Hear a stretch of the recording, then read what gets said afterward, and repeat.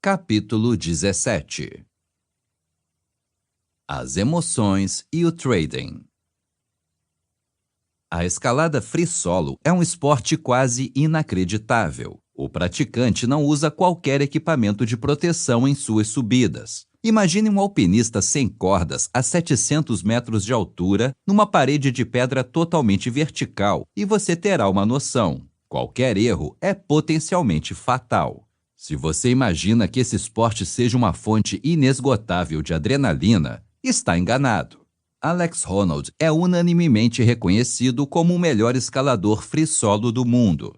Seus feitos extraordinários incluem a primeira subida livre da face noroeste do Half Dome, uma parede vertical de 700 metros no Parque Nacional Yosemite, nos Estados Unidos. Ele foi o personagem de um bloco do programa 60 Minutes da TV americana em 10 de outubro de 2011. Em determinado momento, a jornalista Lara Logan perguntou a Honnold: "Você chega a sentir a adrenalina?" Honnold respondeu: "Não tem pico de adrenalina. Se eu sentir um pico, quer dizer que algo deu terrivelmente errado. Todo o processo tem que ser bastante lento e controlado." São palavras que poderiam muito bem valer para um trader especializado. A ideia hollywoodiana do trading como uma missão cheia de adrenalina, em que se correm riscos elevados, rende imagens incríveis, mas não tem nada a ver com o trading bem-sucedido. O tesão que custa caro. Certa vez, Larry Hite estava jogando tênis com um amigo que perdeu tudo negociando futuros. O amigo não entendia como Larry podia simplesmente seguir um sistema informatizado. "Larry", perguntou, "como é que você opera desse jeito? Não é chato?" "Eu não opero pelo tesão, opero para ganhar", respondeu Hite. Charles Faulkner, que usou suas pesquisas sobre modelos de excelência humana no treinamento de traders, contou-me que um de seus primeiros clientes era um trader muito emotivo. Esse cliente havia desenvolvido um sistema bem-sucedido, mas era incapaz de segui-lo. Faulkner ensinou-lhe algumas técnicas para se desapegar emocionalmente dos mercados. No início, essas técnicas deram certo, e o trader conseguiu lucrar enquanto obedeceu ao sistema. Um dia, quando Faulkner estava trabalhando com ele, o trader teve um ganho de $7.000 nas primeiras horas. No momento em que Faulkner começou a se orgulhar do aparente sucesso ajudando o cliente, o trader virou-se para ele e disse em tom monocórdio: "Que coisa chata! Acabaria por perder tudo." Ele sabia como entrar em um estado de desapego emocional, só que não gostava, disse Faulkner. A lição é que o mercado é um lugar onde a busca do tesão sai cara.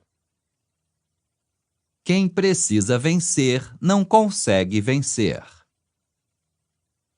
Quando Stanley Druckenmiller abriu sua empresa de gestão financeira, a Duquesne Capital Management, em 1981, sua fonte de dinheiro era um contrato de consultoria para a Drysdale Securities, que lhe rendia $10.000 por mês e do qual dependia totalmente. Em maio de 1982, a Drysdale Securities quebrou de uma hora para outra. Em consequência, Druckenmiller teve um problema de fluxo de caixa. Seus 7 milhões em ativos gerenciados, na época, lhe valiam 70 mil anuais em comissões, mas ainda assim, ele estava 180 mil no vermelho. O capital disponível da corretora era de apenas 50 mil dólares. Sem a receita da consultoria para Drysdale, a sobrevivência de sua gestora estava ameaçada. Na época, Druckenmiller estava totalmente convencido de que a taxa de juros, que recuara do valor recorde atingido um ano antes, continuaria caindo. Então pegou os 50 mil da firma e usou-os na íntegra como margem em uma posição bastante alavancada em futuros de títulos do Tesouro. Literalmente, ele apostou a empresa naquele trade. Em 4 dias, Druckenmiller perdeu tudo quando as taxas de juros começaram a subir. O irônico é que, apenas uma semana depois, as taxas atingiram o ponto mais alto daquele ciclo e nunca mais se aproximaram daquele nível. Druckenmiller tinha comprado futuros do Tesouro uma semana depois de uma forte queda. Difícil entrar numa posição com um timing melhor que esse. E, mesmo assim, perdeu todo o seu dinheiro. A análise de Druckenmiller estava absolutamente certa, Mas a emotividade por trás do trade, o excesso de alavancagem e a falta de planejamento na tentativa de dar uma cartada que salvasse sua empresa, condenou-o ao fracasso. O mercado raramente premia a temeridade de trades oriundos do desespero. Trades impulsivos. Trades impulsivos podem ser perigosos. Quando perguntam aos magos do mercado quais foram seus trades mais dolorosos, muitos citam trades impulsivos como exemplos. O trade que Bruce Kovner considera de muito longe seu mais sofrido e, psicologicamente, o trade do fim do mundo, resultou de uma decisão por impulso. Bem no começo de sua carreira de trader, em 1977, houve um período de escassez de soja. Considerando os estoques diminutos e a demanda que continuava robusta, Kovner previu que os temores se estenderiam até que uma nova safra estivesse disponível. Para lucrar com a situação, adquiriu uma posição de spread altamente alavancada, ficando comprado no contrato de julho da safra anterior e vendido no contrato de novembro da safra seguinte. Sua expectativa era que a escassez faria o contrato de julho subir com muito mais força que o contrato da nova safra de novembro. A projeção de Kovner não apenas estava certa, mas espetacularmente certa. Em determinado momento, o mercado deu início a uma série de movimentações no limite superior, lideradas pelos contratos da safra antiga. Os lucros de Kovner dispararam. Certa manhã, quando o mercado atingiu o novo recorde de alta, Kovner recebeu uma ligação de seu corretor. "A soja está na lua", disse-lhe empolgado o corretor. "Parece que julho vai chegar no limite superior e novembro com certeza também vai. Quem ficar vendido nos contratos de novembro é bobo. Deixe-me liquidar novembro para você e daqui a alguns dias, quando o mercado chegar no limite superior, você vai ganhar mais dinheiro." Kovner concordou em cobrir sua posição vendida para novembro, o que o deixou apenas comprado no contrato de julho. Perguntei a Kovner se tinha sido uma decisão no calor do momento. "Foi um momento de insanidade", respondeu. Apenas 15 minutos depois, o corretor de Kovner ligou de novo. Dessa vez, ele estava em pânico. "Não sei como contar isso a você, mas o mercado está no limite inferior. Não sei se consigo tirar você." Kovner ficou chocado. Gritou com o corretor para tirá-lo do contrato de julho. Felizmente, o mercado saiu do limite por alguns minutos e ele conseguiu sair. Nos dias seguintes, o mercado despencou com a mesma velocidade com que subira. Se não tivesse pulado fora naquela hora, Kovner teria perdido um valor maior que seu patrimônio, porque estava fortemente na margem.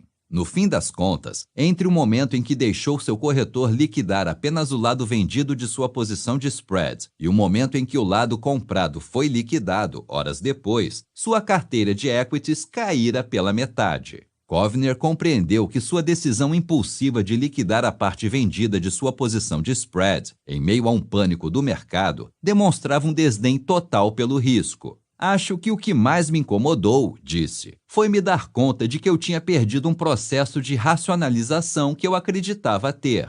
Ironicamente, um dos trades que Michael Marcus lembra como um dos mais dolorosos também diz respeito a uma decisão impulsiva tomada no mercado de soja. Marcus ficou comprado em soja durante a grande alta do mercado em 1973, na qual o preço do grão triplicou em relação ao recorde anterior.